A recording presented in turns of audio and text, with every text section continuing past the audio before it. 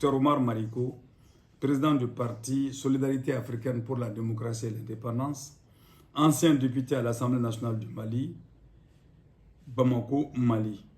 C'était à Paris, à l'attention de son Excellence Vladimir Poutine, président de la République fédérale de Russie, Moscou. Informations et demandes concernant la situation au Mali.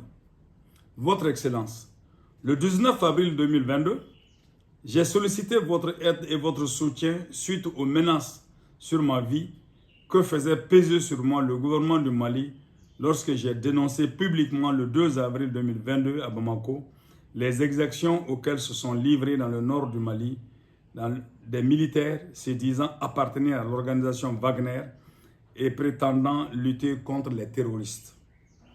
Je joins à cette lettre ma lettre du 19 avril 2022.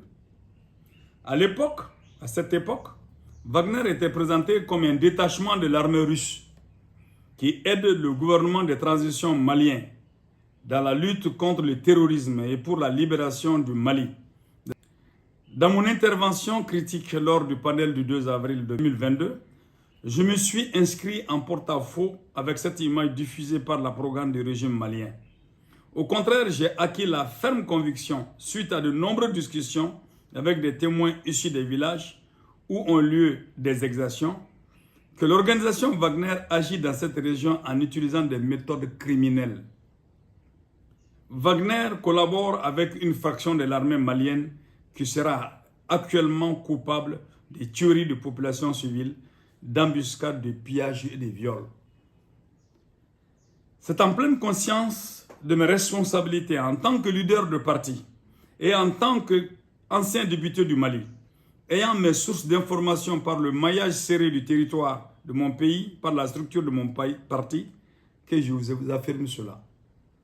Je suis conscient de mettre encore une fois ma vie en jeu en vous informant de cela. Wagner est une société privée qui a signé un contrat avec le gouvernement malien. Mais du fait de la propagande de ce gouvernement, dans la conscience populaire, Wagner représente l'armée de la Russie. D'ailleurs, le gouvernement malien entretient sciemment cette confusion en parlant d'instructeurs russes et de présence de l'armée russe au Mali. Ainsi, du fait de cette confusion, la Russie est de plus en plus perçue par les populations maliennes comme un État dominateur dont l'objectif serait de mettre la main sur les ressources naturelles du Mali. Ainsi, l'image de la Russie est ternie. Si la Russie ne veut pas être perçue, il appartient de clarifier et de faire clarifier par le gouvernement malien que l'entreprise privée Wagner n'est pas la Russie, n'est pas une émanation de l'armée russe et ne représente pas l'État russe. J'ai été, par ailleurs, édifié par votre récent discours au cours duquel, par souci de protéger les populations russes, vous avez déclaré que Wagner devra être dissous en tant qu'organisation. Le Mali, évoqué hier à Moscou à l'occasion d'une rencontre entre les présidents russes et français, essentiellement consacrée à l'Ukraine, alors que Bamako dément catégoriquement la présence du groupe de sécurité Wagner sur son terrain et assure que les combattants russes présents au Mali sont des soldats présents sur la seule base d'une coopération d'État à État. Vladimir Poutine lui-même a mis à mal le discours des autorités de transition. Interrogé par un journaliste sur la présence de mercenaires russes au Mali et leurs liens éventuels avec l'État russe, voici ce qu'il a répondu.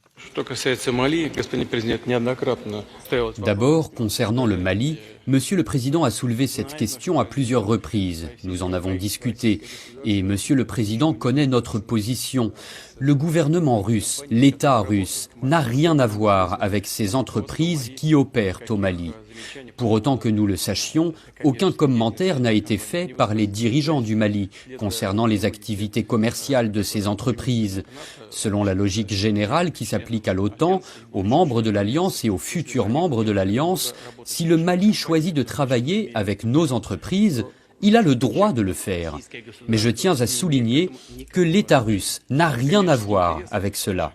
Il y a des intérêts commerciaux de nos entreprises. Elles négocient avec les dirigeants locaux.